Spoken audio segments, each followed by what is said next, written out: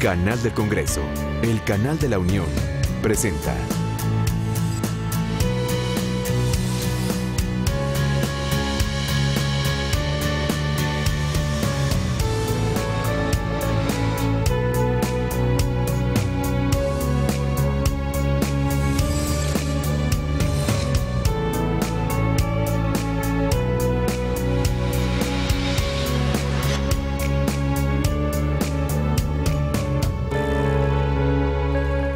Le agradezco que continúe en la señal del canal del Congreso y le comento que en el marco del seminario Seguridad y Justicia, Marcos Estratégicos y Grandes Pendientes, se está desarrollando una mesa redonda de análisis en la cual se abordará el tema del sistema de justicia como marco estratégico para la seguridad pública. Yo le invito a que nos acompañe ya que en estos momentos está dando inicio.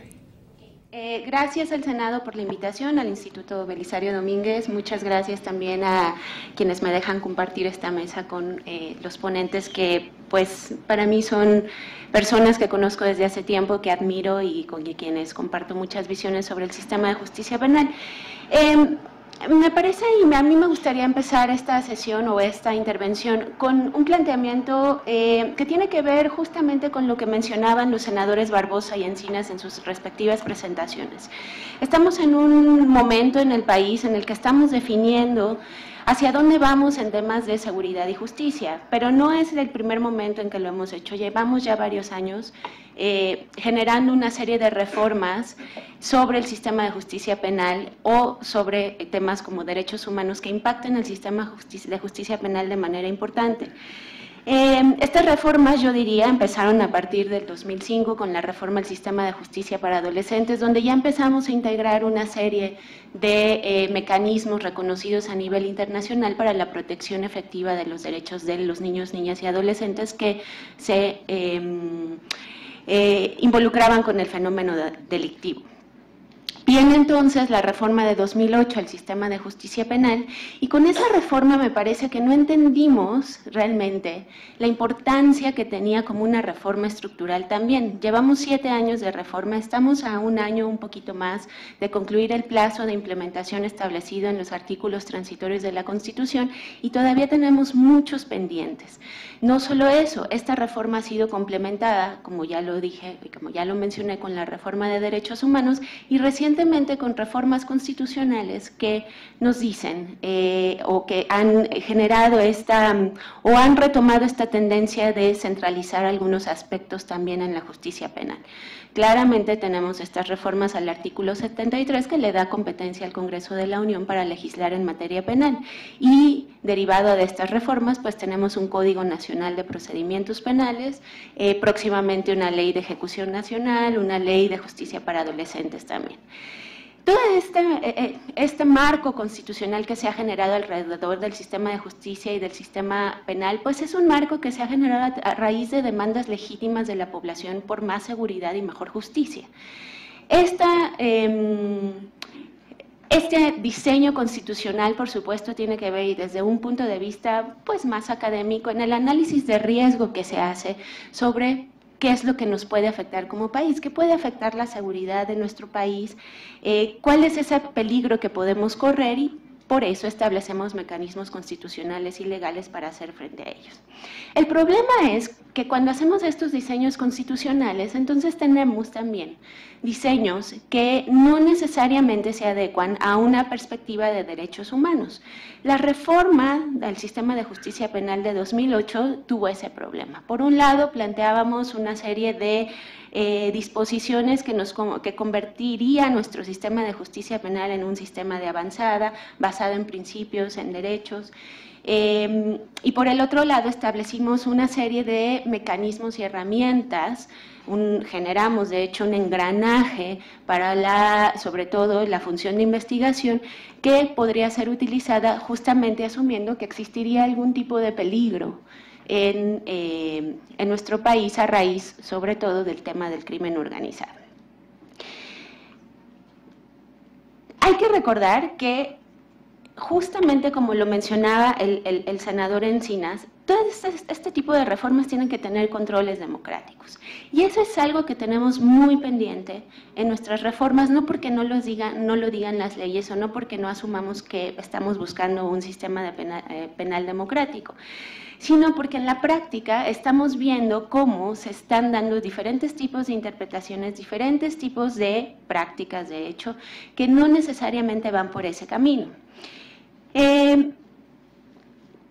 Me parece que este tipo de herramientas que generamos a raíz de la reforma de 2008 tienen un problema muy importante, y por esas herramientas me refiero específicamente a dos, que son el arraigo constitucional y la prisión preventiva oficiosa, que llamamos, o esa prisión preventiva automática por una serie de delitos establecidos en el artículo 19 constitucional. Estamos asumiendo y estamos presumiendo un peligro, y eso nos hace que los jueces de entrada tengan que ejercer controles meramente formales sobre disposiciones que ellos en principio no podrían desaplicar porque son disposiciones constitucionales. Esto significa que las personas que se involucran con el sistema penal entonces tienen que probar que no existe ese peligro, cuando el principio es el contrario, que tenemos que, o el Estado en el ejercicio de su poder punitivo es el que tiene que probar cuando acusa. Derivado de esto, la pregunta sería, y relacionado ya más directamente con las preguntas planteadas por esta mesa, si el sistema de justicia penal pues es una herramienta para garantizar la seguridad ciudadana. Hasta la fecha, y lo sabemos aquí en México y lo sabemos a nivel regional, no existe evidencia de que es una variable decisiva para influir en el fenómeno delictivo. Eso lo tenemos clarísimo. Entonces, desde esa perspectiva, no, el sistema de justicia no nos sirve para atender el fenómeno delictivo o para influir en que haya menos delito. Y de hecho, la reforma al sistema de justicia penal, que plantea figuras novedosas, por ejemplo, las salidas alternas, la aplicación de criterios de oportunidad, medios alternativos de solución de conflictos, procedimientos abreviados, alternativas a la prisión preventiva, son mecanismos que de entrada incluso podrían generar ciertas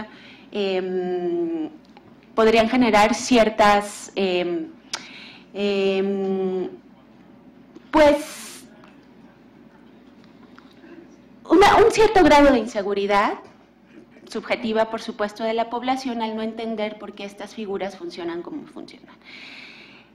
Sobre esto habría que decir que el sistema de justicia sí responde a otras demandas, por ejemplo, mayor celeridad en los procesos y mayor protección de los derechos de las personas. Pero este tipo de reformas y la forma en cómo se han aplicado recientemente nos lleva a también concluir que existen muchos mitos y falsos dilemas alrededor de este tema o la relación entre seguridad y sistema de justicia. Recordemos, y para no extenderme en este minuto que me queda, solo quisiera plantear algunos que nos han vendido como algo que el sistema de justicia va a resolver con respecto a la seguridad, pero que en realidad no es así. Por ejemplo, tenemos mayores penas no conducen a mayor seguridad. Sabemos, y esto es debido a la encuesta nacional de victimización, que la percepción de inseguridad subjetiva solo ha aumentado y es del 73.3%, que la cifra negra también ha aumentado, es decir, esos delitos que no se persiguen, de a un 93.8% a nivel nacional. También sabemos que más prisión no es igual a mayor seguridad. Los índices de prisión preventiva, de hecho, han ido en aumento gradual, pero sostenido en los últimos años, y a la fecha tenemos una tasa de más del 43% de personas privadas de libertad. Quiero decir esto, y seguramente lo podremos discutir más adelante en la mesa. Me parece que hay disposiciones que, bajo el argumento de seguridad ciudadana, generan subsidios incorrectos a la actuación de las autoridades, típicamente a la investigación, que nos pueden generar mucha mayor ineficacia e ineficiencia del sistema de justicia penal y que no necesariamente nos van a ayudar a mejorar aspectos de seguridad. Con esto concluyo mi participación y muchas gracias. Muchas gracias, Ana.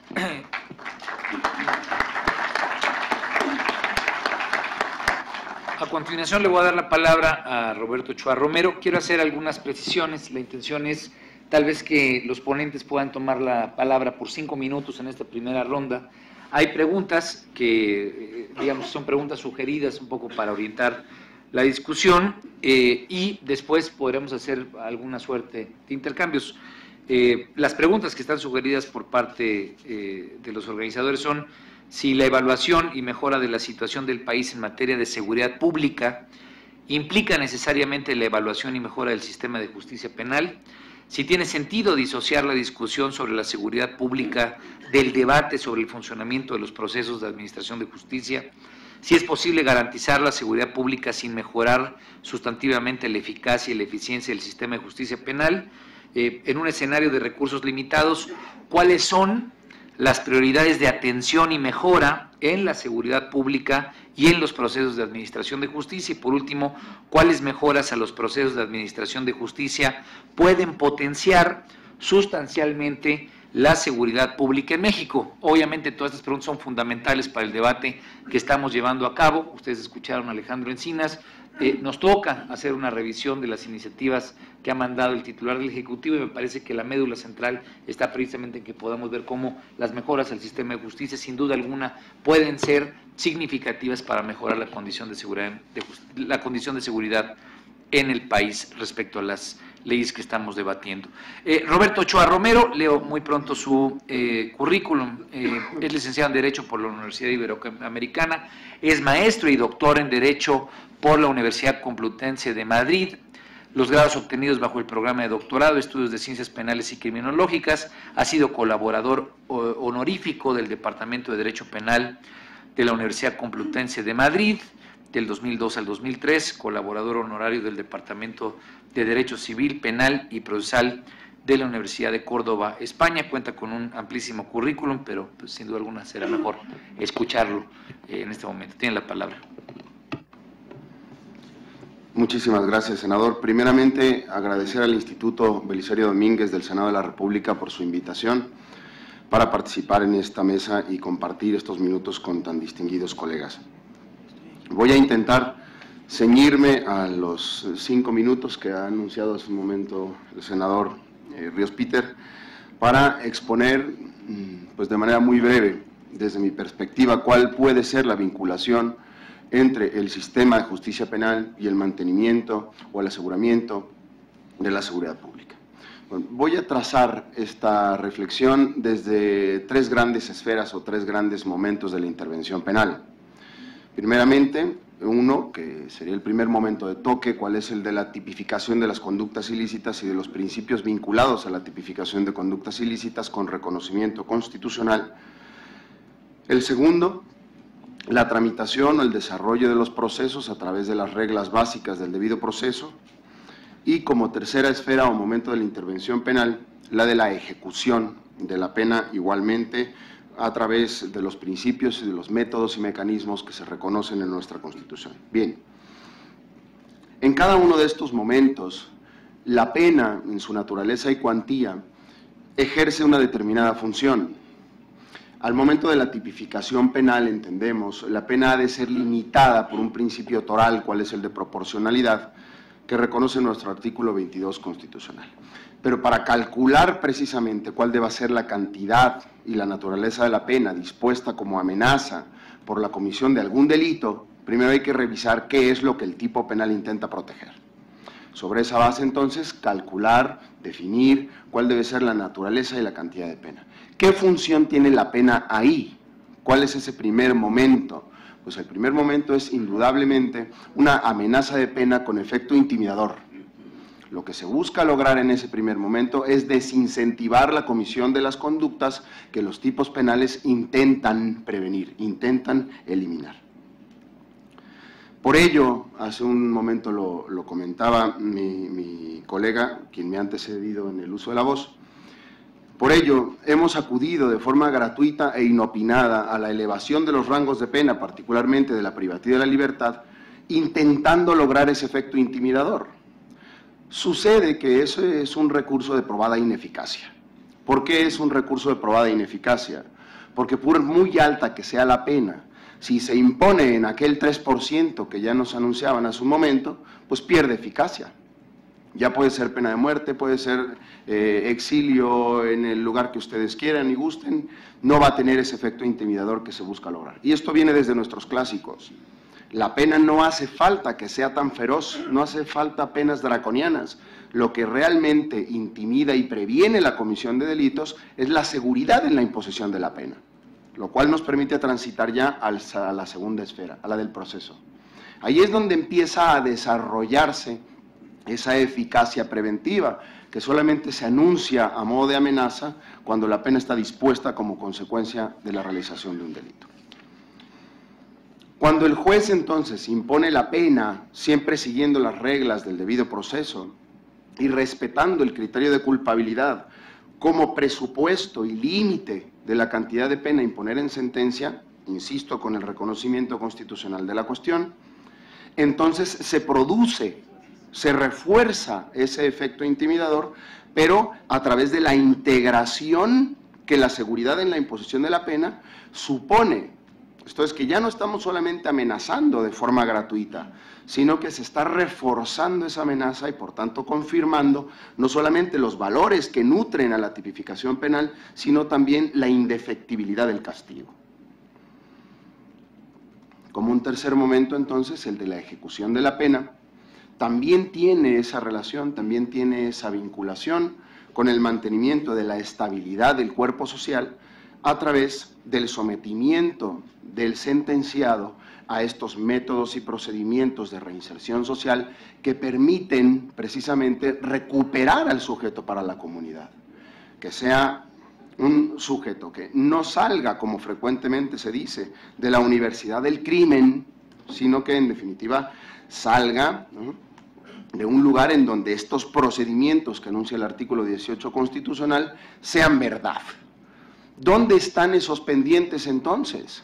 Pues en recalcular cuáles son verdaderamente los valores sociales que se intentan tutelar a través del derecho penal y renunciar a la huida hacia el derecho penal.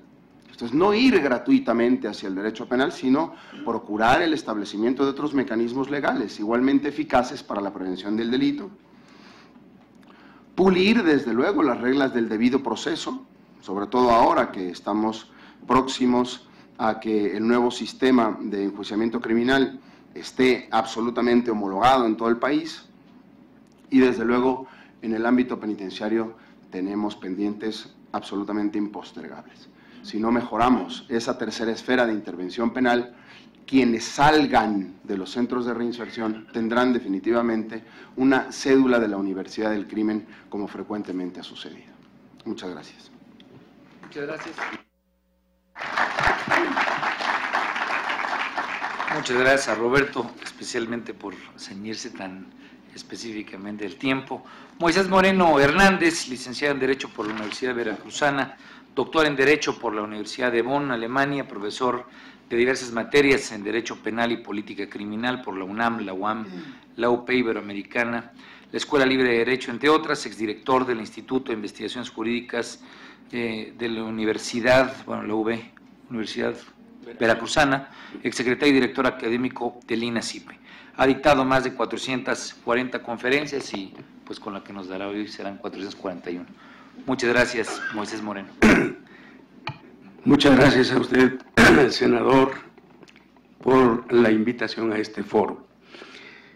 Traía un documento aquí que pensaba leer, pero dada la brevedad del tiempo, vamos a hacer referencia a las preguntas que usted ha señalado.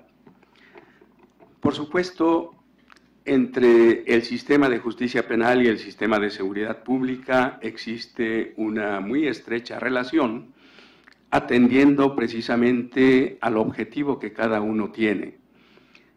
Cada uno tiene sus respectivas funciones, sus límites, pero también tienen sus puntos de contacto. De ahí que la valoración que se haga de uno implica también hacer la valoración del otro. El problema que se ha planteado de confusión entre uno y otro sistema se da a partir de que se crea el Sistema Nacional de Seguridad Pública hace ya cerca de 20 años, sobre todo cuando dentro del propio sistema se involucran a instituciones que forman parte estrictamente del sistema de justicia penal. Y en virtud de ello, entonces no se precisa cuáles son los límites de cada uno de ellos. Sin embargo, habría que decir que del buen funcionamiento del sistema de seguridad pública hay repercusiones para el funcionamiento del sistema de justicia penal y viceversa. Si el sistema de seguridad pública tiene fundamentalmente la función de prevenir, de evitar que se cometan delitos, bueno, en la medida en que esta función se realice de manera adecuada, seguramente habrá cada vez menor número de delitos y eso hará que el sistema de justicia penal esté en mejores posibilidades de cumplir con su función. La realidad de los datos estadísticos que oficialmente se dan nos muestran precisamente, como ya lo dijo el senador Encinas, el 3% de los delitos son los que se investigan, son los que llegan a proceso, lo que quiere decir que el 97% no se investiga, queda en la impunidad, y la impunidad se convierte en uno de los factores criminógenos. Eso quiere decir que la función que corresponde desarrollar al sistema de justicia penal, que corresponde al Ministerio Público sobre todo, pero también en el proceso, repercute también en el sistema de seguridad pública. De ahí que la idea para efectos de enfrentar el problema de manera adecuada, pues habrá que ser más funcionales a ambos sistemas. Hasta ahora, bueno, el gobierno sin duda ha hecho una gran diversidad de modificaciones a ambos sistemas con la finalidad de que estos resulten más funcionales. Pero también ha hecho enormes erogaciones. Ha habido un uso irracional de los recursos económicos y esa enorme cantidad de dinero no se corresponde con los escasos resultados que se han obtenido en ambos sistemas. Es correcto lo que dice el doctor Ochoa en el sentido de la función preventivo general que puede jugar el sistema de justicia penal a partir sobre todo de la formulación de las leyes penales. Desde el momento en que se crean los tipos penales, se establecen las punibilidades, se espera que haya un cierto efecto preventivo del delito. La realidad nos muestra que ese efecto preventivo es muy escaso. No sabemos qué tan escaso es, pero la realidad de los delitos nos muestra que así es. De ahí, por tanto, que los delitos que se cometen pues deben ser enfrentados eficazmente por la actuación que corresponde al Ministerio Público, a la policía, a los jueces, al sistema penitenciario. Si en todo esto pues el sistema no funciona, pues igualmente repercute en el ámbito de la seguridad. De ahí entonces que habrá que admitir esta estrecha relación que existe entre ambos sistemas. No sé si todavía pueda seguir o... ¿Ah, sí? Bueno, plantea también la pregunta de si mejorando el sistema de justicia penal se puede mejorar también la seguridad pública. Bueno, pues todo tiene relación, todas estas preguntas que se han hecho tienen una muy estrecha relación. ¿Cómo se puede lograr que el sistema de justicia penal realmente sea más funcional? Se ha modificado la Constitución, como ya se ha dicho ahora, para establecer un sistema eminentemente acusatorio y oral. ¿Qué tanto este nuevo sistema va a garantizar ahora que haya menos impunidad, que haya menos corrupción y que por lo tanto se garantice de mejor manera la protección de los bienes jurídicos de los individuos y de la colectividad frente al delito? Lo que se está experimentando en los estados en donde ya funciona el sistema y en los países que ya tienen este sistema, la percepción de la sociedad es que ha crecido la impunidad, es que no se ha combatido la corrupción y los objetivos, por lo tanto, de la justicia material no se han podido alcanzar. Todos esos problemas se trataron de resolver generando un Código Nacional de Procedimientos Penales. Pero es ahí donde está el problema también de que este código no receptó cabalmente los objetivos de la reforma constitucional de 2008 y eso plantea también, por lo tanto, que estos objetivos difícilmente se pueden alcanzar. De ahí, por tanto, que no se puede garantizar a partir del nuevo sistema que ahora el sistema de justicia será más funcional y, por lo tanto, que sus resultados repercutan también de que la seguridad pública de los ciudadanos frente al delito se garantice de mejor manera. Esto plantea, por lo tanto, la necesidad de que habrá que seguir trabajando en la revisión y en la reorientación tanto del sistema de justicia penal como, sobre todo, el Sistema Nacional de Seguridad Pública. Yo creo que una de las funciones más importantes que debe tener el sistema de seguridad pública es el relativo a la prevención del delito, pero la prevención del delito no como se está llevando a cabo actualmente por el gobierno federal, que tiene efectivamente un programa de prevención social del delito, pero que sus alcances, sus estrategias difícilmente las podemos conocer. Sin embargo, ha gastado una enorme cantidad de dinero, según los datos que se nos daban hace unos días, 249,000 millones de pesos, y solo han sido beneficiados, dice no sé en qué, 5.5 millones de personas. Esto es lo que plantea la necesidad también de racionalizar los recursos económicos, pero a partir de un programa efectivo de prevención general del delito. Muchas gracias. Muchas gracias al doctor Moisés Moreno y por último le daré la palabra a María Novoa Cancela, quien tiene estudios de maestría en Ciencias Políticas, con mención en Políticas Públicas de la Universidad Simón Bolívar y una especialización en Planificación Global de la Escuela de Ciencias y Técnicas de Gobierno del Instituto Venezolano de Planificación, Caracas, del 90 al 91. Es licenciada también en Ciencias Políticas y Administrativas, mención en Administración Pública de la Facultad de Ciencias Jurídicas y Políticas de la Universidad Central de Venezuela en Caracas. Ha trabajado en el Banco Mundial, en el Banco Interamericano de Desarrollo, en el PNUD, Programa de Naciones Unidas para el Desarrollo, la Unión Europea, en USAID, en proyectos de modernización y reforma judicial. Tiene la palabra María Novoa. Muchísimas gracias. En primer término, pues quisiera agradecer al Instituto Belisario Domínguez por esta invitación, en específico al Centro para el Desarrollo, un centro de investigación para el desarrollo que es CIDAC, en el cual represento. Yo quisiera un poco abordar el tema en función de la pregunta que tenemos en esta mesa, que es la relación que existe entre justicia y seguridad. Nosotros hemos estado trabajando el tema de justicia esencialmente, pero alrededor de esta relación tenemos identificados varios mitos, que es un poco lo que les quiero presentar.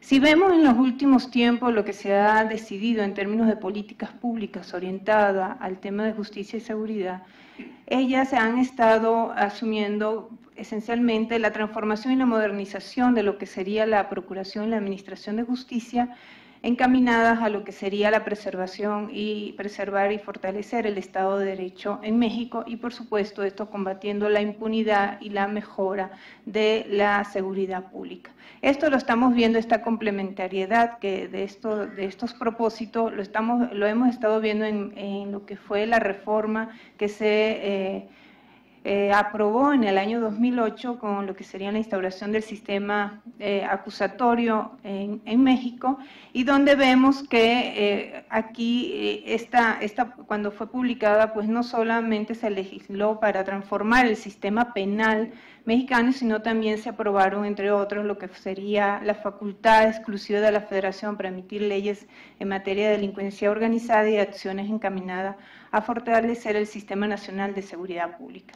Igualmente lo vemos en este gobierno que tenemos actualmente, que desde sus inicios, pues todo lo que sería la estrategia que estableció para lo que es el tema de seguridad y justicia, pues fueron ellos a través de lo que serían ejes transversales o enfocadas a lo que sería la prevención del delito, la mejora del sistema, otra vez, justicia penal y, por supuesto, fortalecer las instituciones, tanto de seguridad como justicia. Entonces, si vemos todas las políticas públicas que han estado abordándose en los últimos tiempos, están relacionadas no solamente en fortalecer el sistema de justicia, sino, por supuesto, lo que sería el aparato de seguridad pública. ¿Qué nos lleva a esto? Es ver cuáles serían estos puntos de intersección que hay entre ambas políticas y ver exactamente y dimensionarlas en cuanto a lo que podría ser las responsabilidades que tienen cada una de ellas y cómo de alguna forma se interrelacionan. Entonces,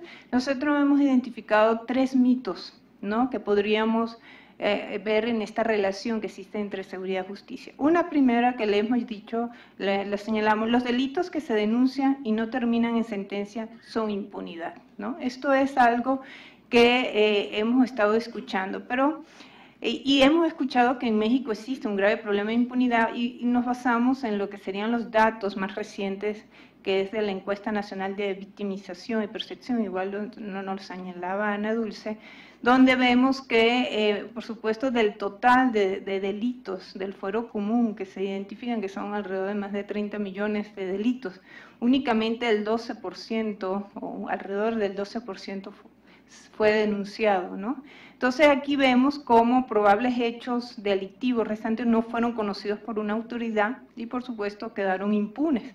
Entonces aquí es donde nosotros vemos que no necesariamente, es decir, a partir de esta cifra negra que está más del 90% identificada a través de estos mecanismos de medición que tenemos, entonces vemos que lo que está registrándose es que el número de delitos no denunciados y que no derivaron de una averiguación previa, entonces no entra a lo que sería el sistema de justicia, ¿no?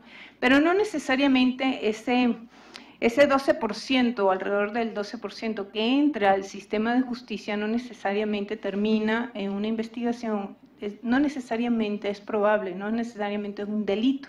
Entonces no ese 12% va a terminar en una sentencia, ¿no? Entonces es aquí donde inclusive la discusión que hay es que más bien hay eficiencia a nivel de la infraestructura o de los mecanismos de administración de justicia son más eficientes, no necesariamente se tiene que terminar en una sentencia. Inclusive tenemos en la reforma del 2008 lo que sería esta implementación de los mecanismos alternos de resolución de conflictos, que aquí vemos cómo se nos está yendo a través de los que están ya operando en este sistema acusatorio, alrededor de lo que entra, el 80% se está yendo en mecanismos alternos de resolución de conflictos y no necesariamente en lo que sería el fuero común se está yendo a procesos de investigación y que puedan terminar en sentencia. Entonces, esto es uno de los mitos que tenemos, ¿no?, que estar identificado. Un segundo mito que hemos llamado: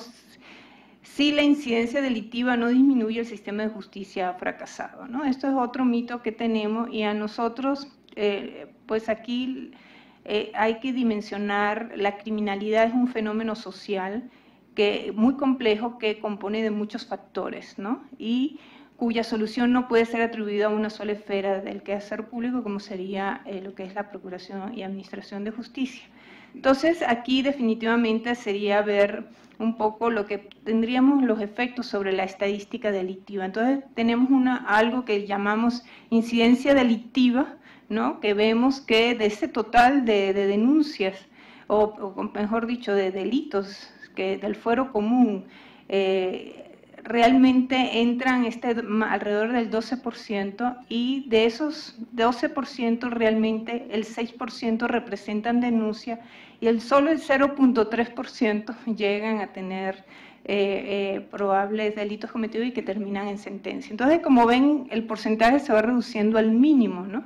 Otra vez aquí el mensaje no genera incentivo en términos de que se van a cometer delitos, y si comete un delito, la probabilidad de que llegue a ser investigado y sentenciado es mínimo, entonces más bien es un incentivo para que se logre hacer este proceso, ¿no? Entonces, si no se mejoran estos procesos de investigación criminal y las instituciones no son capaces de perseguir y sancionar de forma más eficiente, pues no se genera un incentivo contrario, ¿no? Es decir, un efecto más disuasivo para que no se cometan delitos. Y por el otro lado tenemos lo que serían las estadísticas de lo que es la denuncia delictiva, ¿no? Entonces, como estamos señalando, según esta encuesta de victimización que realiza el INEGI, el 60% de la población señala que no denuncia porque no hay confianza, si no tenemos confianza en las instituciones. Entonces, también aquí vemos incentivos perversos que se dan, ¿no? Si me mide a mí como institución, como gobierno, como gobernador, me miden mi incidencia delictiva a través de las denuncias, entonces yo tampoco incentivo para que la población denuncie. Entonces estamos aquí en un círculo que definitivamente no nos ayuda en cuanto a lo que sería esta percepción que tenemos de impunidad, ¿no? Y un tercer y último mito que tenemos identificado es el éxito de la reforma de justicia penal no se relaciona con la incidencia delictiva. Y esto es bien importante porque la relación entre la incidencia delictiva registrada en la institución y el funcionamiento del sistema penal, pues el número y el tipo de denuncias repercuten directamente en la carga de trabajo. Entonces, más bien esperemos que de ese 10% que representa, que sería la carga de trabajo que van a estas instituciones, tampoco ellos aspirarían que esta carga aumente en función de la efectividad de los mismos. Pero aquí otra vez es importante como ir viendo y delimitando, ¿no? Que quizás estos motivos que hay de negativa de hablar de mejoras en el sistema de justicia y los índices de criminalidad, hay que manejarlos con cuidado porque generamos una percepción negativa del proceso y no necesariamente lo que está sucediendo en términos de inseguridad tiene una relación directa a que el sistema de justicia y más este sistema acusatorio, que se le ha dicho que el sistema acusatorio está generando más impunidad, son mitos que se generan y falsas percepciones que pueden ir en perjuicio de lo que puede ser un proceso que es una oportunidad para el fortalecimiento de las instituciones de justicia penal en México. Muchas gracias. Muchas gracias a María Novoa. Si les parece bien, lo que vamos a hacer es una suerte de discusión, agradeciéndole obviamente a todos. Yo quisiera empezar por Roberto Ochoa, dado que fue el que mejor se señala el tiempo y le agradezco mucho haberlo hecho. Pareciera ser que en las exposiciones de nuestros cuatro comentaristas el tema es la impunidad. Digamos, si lo que queremos es ver la correlación que hay entre seguridad y el sistema de justicia, pues es la impunidad precisamente lo que no genera los desincentivos para que el acto delictivo se presente, y con cifras como las que presentaba María, pues la verdad es que al llegar al 1%, menos del 1% de sanciones, de sentencias, pues la verdad es que estamos en una penumbra total y ninguna medida o ningún instrumento de seguridad será realmente efectivo si no hay castigo o si no hay por lo menos sentencias que permitan saber si se llevó a cabo un acto delictivo o no. ¿Qué opinas al respecto, Roberto? Y sobre todo, no solamente como parte del diagnóstico, lo que necesitamos en el Senado es saber qué cosas tienen que cambiar del sistema de justicia para que, dos palabras, y ahí seguiría después dejándole la pregunta a Moisés Moreno, que puso él en su presentación. Él habló de impunidad y habló de corrupción. Y regularmente no se habla de corrupción en el sistema judicial. Y me parece que esa es una de las columnas vertebrales del debate que tenemos que empezar a dar si queremos acabar con la impunidad y si queremos un sistema de justicia que lo que nos posibilite sea verdaderamente generar seguridad. Y en ese contexto yo le quisiera pedir tanto a Ana como a María que podamos profundizar en ambas preguntas. Tiene la palabra, Roberto. Muchas gracias, senador. En definitiva, creo que, perdón por la garganta, pero bueno, son fechas ad hoc. Yo creo que a veces queremos empezar por el final.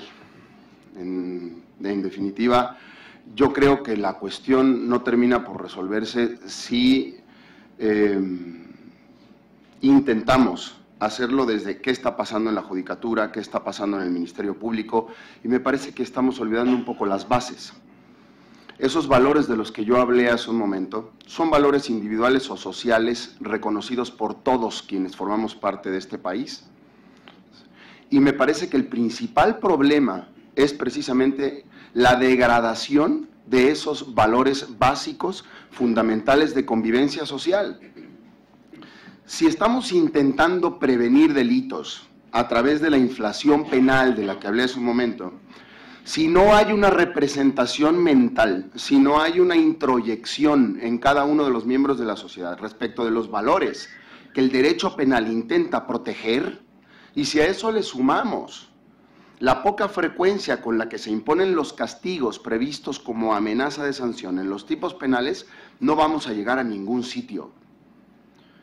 Por ahí se dice que la educación de una persona inicia 30 o 40 años antes de que esa persona nazca. Y yo creo que el problema es ese, la falta de introyección de esos valores, de asunción de esos valores que solidifican y que invitan a la cohesión social. Si el derecho penal, sobre esa misma base, viene a ser la herramienta única o fundamental para intentar resolver el problema, no lo vamos a lograr. Porque la amenaza de sanción viene dada respecto de algo que no está en la cabeza del destinatario de la norma. Entonces, no va a asumir como bueno, como propio, como necesario el respeto a lo que dice el tipo penal. Entonces, la cuestión pasa por el fomento de esos valores, por otras estrategias de prevención para que el derecho penal sea, de verdad, la última razón del Estado. Que sea un derecho penal mínimo, que sea un derecho penal pequeño, y no se intente resolver todos y cada uno de los problemas sociales a través del derecho penal, porque lo único que vamos a generar es derecho penal simbólico. Un mensaje a la nada, sin eco. Gracias. Muchas gracias. Si quiere comentar Moisés, ahí me salió una duda de parte del comentario de Roberto y se lo voy a hacer a nuestras otras ponentes. Adelante, Moisés, las palabras corrupción, impunidad, ¿cómo podemos profundizar en ese tema? Bueno, yo sí creo que pues lo que han señalado estudios, el problema de la impunidad se convierte, decíamos, en un factor criminógeno. La percepción, yo destacaba la percepción de la sociedad frente a los cambios que se van haciendo al sistema de justicia penal y de seguridad pública. Siempre que se plantea una reforma a uno u otro sistema, el argumento que se da es que con ese cambio ahora se combatirá de manera más eficaz el problema de la delincuencia, se garantizará la seguridad pública, se garantizará la protección de los bienes jurídicos más importantes de la sociedad. A partir de eso, entonces, se despiertan muchas expectativas sociales. La sociedad espera que con ese cambio ahora suceda realmente eso. Y bueno, una de las importantes o más importantes reformas que se da y donde se argumenta también esto es precisamente la reforma de 2008 y el Código Nacional de Procedimientos Penales, para efecto de cambiar el sistema procesal penal por uno predominantemente acusatorio y oral. Pero es ahí donde yo encuentro también otros mitos, así como María Novoa habló de algunos mitos, yo encuentro otros mitos en los cuales se sustenta todo este argumento que posibilita el cambio de sistema de justicia penal. Se plantea, por ejemplo, el nuevo sistema será acusatorio y oral. Y es ahí donde está, pues, la gran cosa que seguramente la gente dirá, pues, que se le engañó, porque lo que estamos viendo, si el 80% de los asuntos se va a resolver a través de mecanismos alternativos de solución de conflictos, de la aplicación de criterios de oportunidad y de otras salidas alternas, entonces, ¿qué quiere decir esto? Que el mayor número de casos no cumplirá con el objetivo de la reforma constitucional de que pues, se esclarezca la verdad, se castigue al culpable, se garantice los derechos de las víctimas, etcétera, sino que la mayoría, como está sucediendo ahora precisamente en el Distrito Federal, que dicen los jueces no tienen ya qué hacer, con el nuevo sistema. Si ese es el sistema acusatorio, pues entonces yo no entiendo en realidad lo que es el derecho procesal penal. Y eso en realidad no habría implicado un cambio al sistema de justicia penal que hemos tenido hasta ahora. Por supuesto, yo estoy totalmente de acuerdo en el sistema procesal acusatorio porque garantiza de mejor manera derechos humanos de víctimas y victimarios, garantiza un mayor equilibrio entre las partes procesales y demás, en fin, tiene muchas virtudes, pero eso habrá ahora que verlo. Por lo tanto, habrá que ver que efectivamente los procesos sean acusatorios y orales. Ahora, con este nuevo sistema se plantea, se combatirá la impunidad, se combatirá la corrupción, se plantea que el nuevo sistema será más transparente. La transparencia repercutirá en el combate a la corrupción. Pero ¿cómo podemos hablar de la transparencia si el 80% no llegará precisamente a los procesos en donde efectivamente podrá observarse por la sociedad cómo se desarrolla un proceso, cómo resuelven los jueces y por lo tanto podrá observar que efectivamente no hay corrupción? Uno de los criterios fundamentales para la solución de los conflictos que ahora se plantea es precisamente el de la negociación. Antes del sistema acusatorio se hablaba de la negociación entre Ministerio Público y defensor, y que se entendía por eso corrupción, ¿no? Bueno, pues ahora se institucionaliza esta práctica y ¿qué es lo que va a propiciar? Seguramente mayor corrupción. ¿Sí? No hay hasta ahora mecanismos que garanticen que no lo habrá. Entonces, de ahí por eso que precisamente uno de los temas fundamentales que habrá que combatir es el de la corrupción. Muchas gracias. Quisiera preguntarle a María Novoa y obviamente a Ana Aguilar algunas reacciones sobre lo dicho por parte de Roberto y de Moisés, y quiero poner nuevamente mi pregunta en el siguiente énfasis. Nos comentaba Roberto, sin duda alguna el esquema penal no será suficiente o no podemos dejar que sea el único instrumento que tengamos como sociedad pues para tener un contexto de mejor convivencia y obviamente de disminución del delito, pero la verdad es que hay un dato demoledor, lo quiero repetir, le robé un ratito su hoja a María, porque parecía ser que en este país vivimos en la selva y esos datos que ya se vuelven recurrentes en todas las presentaciones, creo que hay que darles la justa dimensión frente a la pregunta del impacto que debe tener el sistema de justicia para disminuir el delito y obviamente generar seguridad en el país. Lo quiero repetir, la incidencia delictiva. De acuerdo a cifras del INEGI para el 2012, se cometieron aproximadamente 27.700.000 delitos del fuero común. Solo 1.700.000 posibles hechos delictivos fueron denunciados ante autoridades del Fuero Común Federal. En el mismo periodo se dictaron 108.000 sentencias, esto representa solamente el 6% de la cifra mayor que se presentó, y solo el 0.3% del total de probables delitos cometidos fue sentenciado. Entonces, ¿para qué tenemos poder judicial? Sería la pregunta que yo haría, digamos.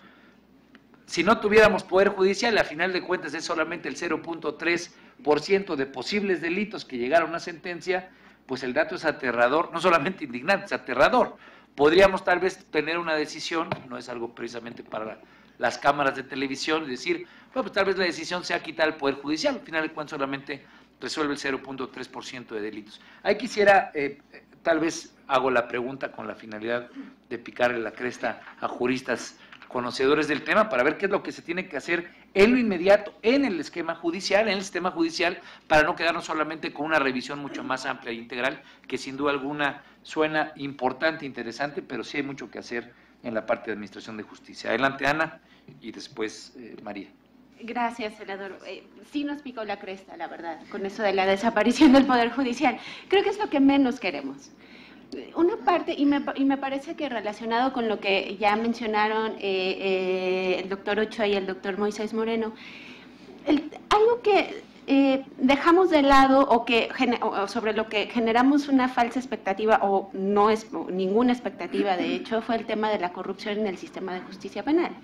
Es algo que la reforma no resuelve de ninguna manera, porque el hecho de tener una forma de procesar a las personas, pues nos da solamente una ventana de cómo se hace eso, quizá nos da transparencia en ver lo que pasa durante una audiencia, pero no nos ayuda a determinar si el actuar de las autoridades que están alrededor de ese proceso es distinta a cómo la percibimos y como de hecho es, que puede ser corrupta. A mí me parece que también tenemos que tomar con mucha prudencia el tema de las cifras, sobre todo en el sistema acusatorio, porque como lo decía María, ahora tenemos que medir de manera diferente lo que está pasando. El hecho de que el punto 3 o la cifra que dio de casos lleguen a sentencia no quiere decir que exista impunidad necesariamente por todos los casos que sí llegan al sistema. Tenemos para empezar un problema entre los que llegan y cómo llegan. Uno puede ser que efectivamente muchos están yendo por medios alternativos, es decir, casos que no tienen que llegar a ese sistema. El sistema es costoso, entonces no necesitamos poner ahí todo. Y es un problema también porque, por supuesto, eso genera una percepción de impunidad de víctimas, de ciudadanos, de medios de comunicación que son ese puente entre el sistema y los ciudadanos, pero que nos tienen que ayudar a entender también que es una forma de funcionamiento del sistema que también puede cumplir con objetivos, por ejemplo, de satisfacción de los intereses de las propias víctimas. Eso no es impunidad. Pero sí tenemos que pensar también en otros aspectos que influyen directamente en la forma en cómo funciona este sistema y que también hemos dejado de lado en esta serie de reformas, que es el tema de la independencia de las instituciones. Si no tenemos una fiscalía que tenga una persecución o una política de persecución penal estratégica que realmente cumpla con ciertos fines, los casos que queremos que lleguen al sistema no van a llegar. Si no tenemos una defensa pública que sea un contrapeso democrático independiente a ese poder punitivo del Estado, tampoco vamos a lograr una mejor protección a los derechos de las personas que están ahí. Si el sistema no funciona, esto también puede afectar los derechos de las víctimas. ¿Por qué? Porque pues no tenemos una persecución penal efectiva, porque apenas estamos integrando una figura nueva para su protección. Y con todo esto además tenemos el Poder Judicial, que también tiene que tener independencia para generar decisiones racionales, proporcionales, que nos lleven a generar a generar una mejor percepción sobre el sistema y sobre la efectividad del sistema. Tenemos muchos pendientes en este sentido. Yo soy muy escéptica de que las leyes nacionales, por ejemplo, nos ayuden a solucionar estos problemas. La uniformidad de una ley, algo que nos ayude a que un proceso sea parecido en todos los estados, no nos cambia esas prácticas. Y eso es un pendiente muy grande que sí se tiene que tomar en cuenta al momento de legislar y al momento de generar este tipo de reformas que están pues en su tintero en realidad. Sí, me salieron más dudas a mí también, pero María, las dudas las voy haciendo para seguir con esta cuestión de ir explicando lo que estamos exponiendo. Sí, hay tanto Ana como Roberto han tocado algunos puntos que quiero resaltar. Uno, definitivamente tenemos que irnos a política más de prevención. Creo que aquí es importante ir hacia una transformación no solamente de estas instituciones, sino que aquí hay una transformación, inclusive en este nuevo sistema de justicia penal que se está instaurando y operando ya en el país, en muchos de los estados y ya a nivel federal. La idea que se tiene es que primero lo que tiene que haber una transformación también en la sociedad con respecto a esta nueva forma de hacer justicia en México. Y creo que en parte es un poco ver cómo la parte de inseguridad y cómo la parte de prevención del delito se tiene que empezar a trabajar más con políticas públicas mucho más efectivas en ese sentido. Eso es por un lado. Por el otro lado es la percepción que también tiene la población de estas instituciones, es decir, tenemos que cambiar ciertos valores sociales en función de poder responder a estos nuevos principios de persecución y administración de justicia en México. Y por el otro lado está esto todo relacionado al tema, algo muy importante que son los costos. Es decir, no saben qué costoso es llegar a este aparato de persecución y administración de justicia. Entonces, ¿qué se busca? Tenemos que poner, es decir, no todo, imagínense que estos 20 y tantos millones de delitos entraran al sistema de persecución y administración de justicia. No hay recursos que pueda soportar todo esto. Entonces tenemos que buscar otras formas, ¿no? Y la idea es, y yo sí creo que lo beneficioso que son estas salidas alternas que están establecidas, ¿sí? Porque de todos estos millones de presuntos, es decir, presuntos delitos, porque todavía no sabemos si la denuncia realmente es un delito, ¿no? Es cómo lograr que, hablamos del porcentaje del 80%, ¿no? de estas denuncias que entran al sistema, cómo se tienen que ir por salidas alternas, porque lo que tiene que buscarse es que este aparato de persecución y administración de justicia realmente se enfoque en aquellos delitos que tienen alto impacto y que definitivamente sí tienen que llegar a esta sentencia, porque aquí es el efecto disuasivo que tiene que ver no a corto, sino que esto viene a mediano y largo plazo sobre la conducta delictual en la sociedad, ¿no? Es decir, también hay un efecto disuasivo en estas decisiones. Entonces, lo que llegue a decisiones tienen que ser realmente aquellos delitos que sí tienen impacto y que definitivamente la sanción y la pena va a tener un efecto disuasivo en la sociedad y que no se vuelvan a cometer estos delitos, ¿no? Entonces, pero esto se tiene que combinar con otros tipos de políticas públicas más de prevención. Y aquí es tocar temas de educación, es decir, otros temas más estructurales en la sociedad que nos permitan hacer cambio, no a corto plazo, porque son procesos que no son de corto plazo, son procesos que tienen que tocar factores muy estructurales, entonces estamos hablando de mediano y largo plazo. Pero lo que sí se tienen que trabajar y enfocarse y tener una visión en este sentido. Yo sí creo que el sistema acusatorio, más en el fuero común, tiene en términos de beneficios a la sociedad aspectos muy positivos. Es decir, no es solamente costos a las instituciones, son costos en la población. Es decir, entrar en un proceso judicial es costoso para la sociedad. Entonces aquí tenemos un tema importante también de acceso a la justicia. Entonces yo sí creo que son elementos que tenemos que poner en la mesa y un poco valorarlo en ese sentido, y definitivamente ya con este nuevo sistema de justicia penal tenemos que empezarnos a medir de forma diferente. ¿Por qué? Porque tenemos que generar tantos incentivos en la sociedad como incentivos en las instituciones y en los gobiernos para que se logre dar un efecto positivo en cuanto que efectivamente, primero, esta cifra negra se reduzca, ¿no? Es decir, que realmente tengamos, porque esto es percepción, al final no tenemos información confiable y oportuna de lo que está pasando. Esto es pura percepción, son encuestas que hacemos, porque no tenemos el dato, no tenemos el dato. Esto es bien importante significarlo, porque tenemos un grave problema en nuestras instituciones, que no generamos los datos y la información para poder generar políticas públicas mucho más efectivas. Entonces sí, esto va a implicar medirnos de forma diferente y que no sea un dato negativo, que lo que llegue a sentencia sea lo mínimo, sino todo lo contrario, que sea un dato muy positivo en función de que sí estamos de alguna manera descongestionando estas instituciones de procuración y de administración de justicia, y que estamos dando de todas maneras respuestas a la ciudadanía, a la población en términos de beneficio para resolver sus conflictos, pero igualmente lo que tenemos es que ese bajo porcentaje que llega a sentencia realmente tenga un efecto disuasivo, porque están llegando los delitos de alto impacto y que definitivamente la pena o la sanción que se lleve va a tener un efecto en términos de que no se vuelvan a cometer en la sociedad. Entonces, yo creo que esto hay que darle como otras perspectivas, ¿no? Muchas gracias, María. Tenemos, me pide el comité de organización que diéramos ya un último capítulo de comentarios. Yo quisiera preguntarles, como senador que va a estar metido en con otros 127 compañeros, ¿cuáles serían los tiros de precisión? ¿Cuáles serían las recomendaciones, digamos, frente a un contexto amplio de un debate que sin duda alguna busca ser integral? y que incluso en los comentarios de Ana Aguilar va hasta el tema de la independencia del propio Poder Judicial, como ella lo sugería.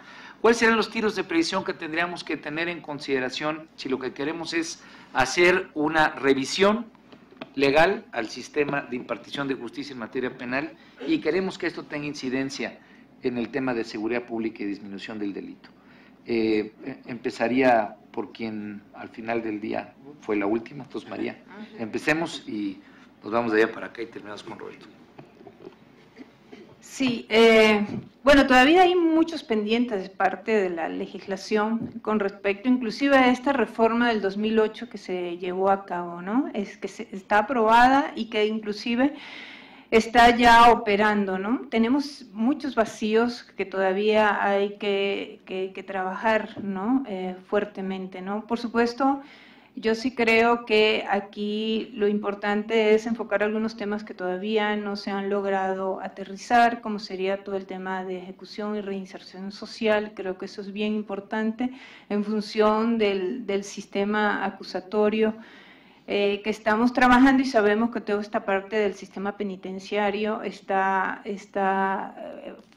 uno de los eslabones más retrasados y con más problemas que tenemos, y que esto es un círculo que a la final va a repercutir nuevamente en lo que es la seguridad, ¿no?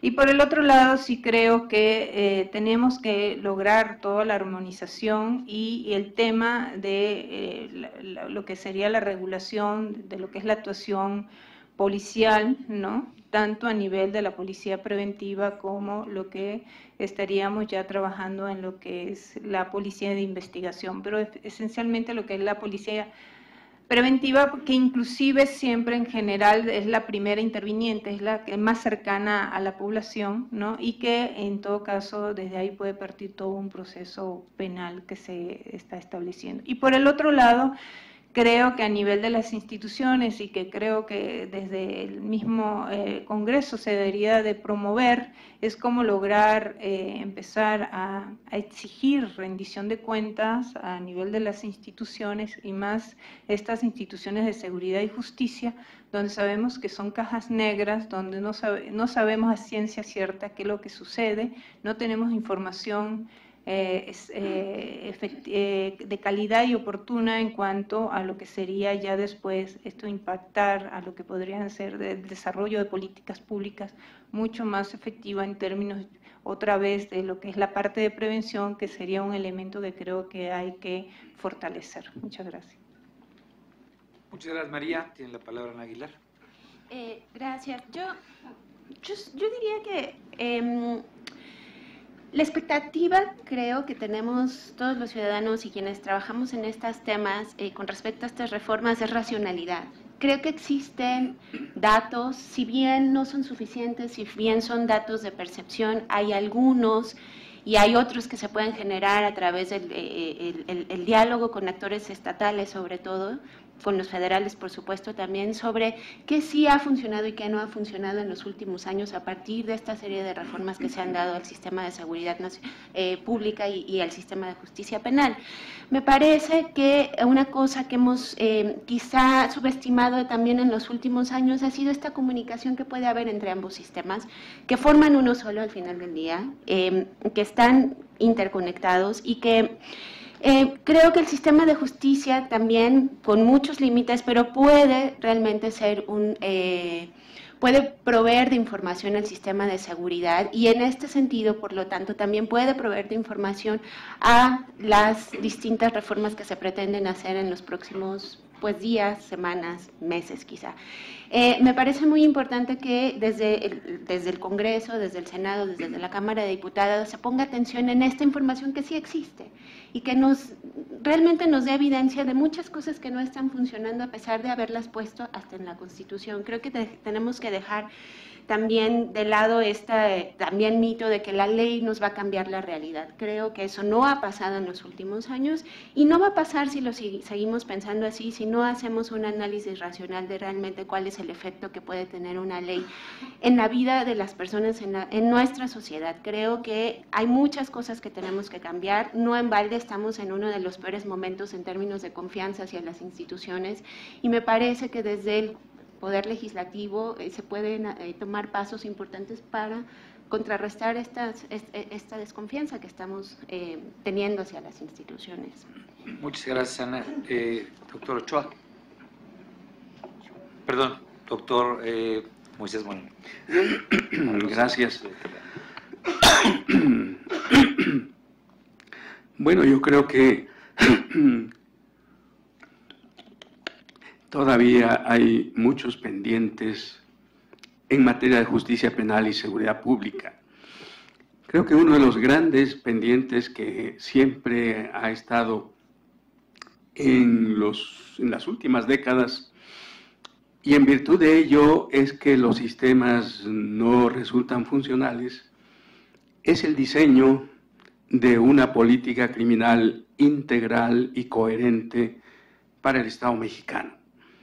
Tanto el sistema de justicia penal como seguridad pública forman parte de la política criminal, pero hasta ahora cada uno está funcionando de manera disociada, como si tuvieran objetivos diferentes, y de ahí que, aun cuando se les reformen, no resultan funcionales.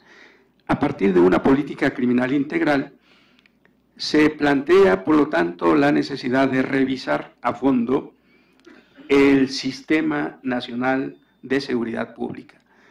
Yo creo que a sus 20 años no ha mostrado eficiencia, ha costado mucho y debe ser reorientado totalmente. Yo creo que lo más recomendable sería diseñar un sistema nacional de prevención del delito, y este podría en el futuro realmente traer como consecuencia que haya una disminución del delito. Eso podría hacer a un lado al propio Sistema Nacional de Seguridad Pública, pero además eso repercutiría a que todo eso que estamos mencionando ahora, que el sistema de justicia penal está sobresaturado, que no tiene la capacidad de atender tantos millones de delitos que se cometen, bueno, pues por más que se le reforme al sistema, nunca tendrá esa capacidad si el sistema de prevención del delito no funciona. Entonces, a partir de ahí, habría igualmente que diseñar un sistema, llámesele nacional o local, un sistema de mecanismos alternativos de solución de conflictos y de justicia restaurativa. Yo creo que la ley que se aprobó recientemente sobre mecanismos alternativos no constituye una solución a este problema, porque lo único que está atendiendo es precisamente los problemas que ya le dimos al sistema de justicia penal y ahora queremos que se solucionen de otra manera, cuando desde inicio habría que despresurizar al sistema de justicia penal, quitando una enorme cantidad de figuras delictivas que no tienen la trascendencia que justifican la intervención del sistema penal y llevarlo precisamente a otros mecanismos de solución. Y esos mecanismos de solución pues podrían generar todo un sistema. Igualmente, a partir de esto, bueno, pues habría que revisar también a fondo la Ley Nacional de Ejecución de Sanciones que se está trabajando en este Senado de la República, precisamente para que constituya igualmente un mecanismo que posibilite lograr los objetivos del sistema de justicia y los objetivos del sistema de seguridad pública. Por supuesto, yo quisiera aquí aprovechar también esta ocasión de estar en el Senado, de que por lo general cuando se hace este tipo de reformas y todo, no siempre se acude a las instituciones más adecuadas para ello.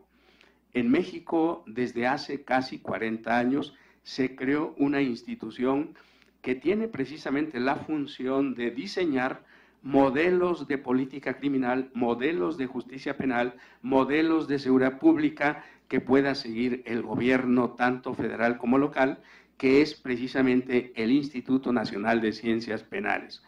Este instituto ha sido sumamente desaprovechado en todo este proceso de reforma al sistema de justicia penal de los últimos años y no obstante eso, pues ahora en este Senado de la República existe precisamente un decreto para la creación de la Fiscalía General de la República, y en ese decreto hay un artículo transitorio, el 14, que trata de desaparecer al Instituto Nacional de Ciencias Penales cuando lo que se busca es fortalecerlo y asignarle estas tareas tan importantes que sin duda pues repercutirían no solo en el cultivo de las ciencias penales en México y de la política criminal, sino fundamentalmente en el diseño de las políticas públicas que se requieren en materia de justicia y seguridad pública. Gracias. Muchas gracias, doctor. Y por último, Roberto Ochoa. Muchas gracias. Sumisión versus obligación. Esa es la ecuación que hay que invertir. ¿Por qué está inflacionado nuestro derecho penal? Pues porque la ecuación es sumisión versus obligación. Esto es que atendemos porque lo tenemos que hacer, porque hay una amenaza de sanción, no porque nos nazca. Lo que tenemos que invertir es esa ecuación, sumisión versus obligación, que se convierta en obligación versus sumisión. Eso va a despresurizar el derecho penal. ¿Qué es lo que recae en el derecho penal? Pues ahora mismo todo. Si acudimos solamente al conjunto de leyes federales que contienen delitos, pues hay alrededor, salvo las que se acumulen en esta semana, 55 leyes federales que contienen delitos, más la parte especial del Código Penal. Eso es muchísimo derecho penal, es muchísimo. ¿Cómo desinflar, cómo desincentivar la huida hacia el derecho penal? Mejorando aquello que debe anticiparse al derecho penal. Hace un rato se hablaba con mucha claridad del mejoramiento de los esquemas policiales municipales. Bueno, pues muy bien, ese es uno de los tantos esquemas a los que podemos acudir para efectos de desinflar el derecho penal. Esto es, si empezamos a entender que hay otros mecanismos de cohesión social que funcionan antes del derecho penal, el derecho penal no va a tener que resolverlo todo. Porque si la respuesta del Estado sigue siendo el derecho penal y junto con el derecho penal de emergencia, corremos un riesgo muy grande de que después la emergencia penal lo contamine todo. Es tan sencillo como reformar la Ley Federal contra la Delincuencia Organizada en su artículo 2 para ponerle cada vez más delitos, para poder aplicar todo ese derecho penal y procesal penal de excepción al delito que sea. Ese es el riesgo que se corre si no invertimos la ecuación. Y no es solamente educación en aulas lo que se requiere, es educación en aulas, en la casa, en la calle, en protección civil, en definitiva del reforzamiento de esos valores que ya citaba y que de suyo permiten reprimir la idea de una acción penalmente relevante. O sea, ya no habría necesidad de subir penas porque yo mismo no tengo por qué delinquir, no delinco porque no está bien. No mato porque es valiosa la vida del otro. No robo porque vale el patrimonio del otro. No porque tenga una amenaza grandísima de pena. Eso es a lo último que tenemos que llegar. Donde estamos fallando es en lo que tiene que haber antes del derecho penal. El derecho penal es el garrote. Vamos a llegar al garrote hasta que sea estrictamente necesario. Esa es mi opinión. Pues muchas gracias al doctor Roberto Ochoa. Sin duda alguna, los comentarios de los ponentes solamente abren o dejan una semilla sembrada para que continuemos este diálogo y especialmente para seguir robándoles ideas, conocimiento, para que enriquezcan el debate del Senado. Si me acompañan, por favor, agradeciéndoles con un aplauso a nuestros ponentes.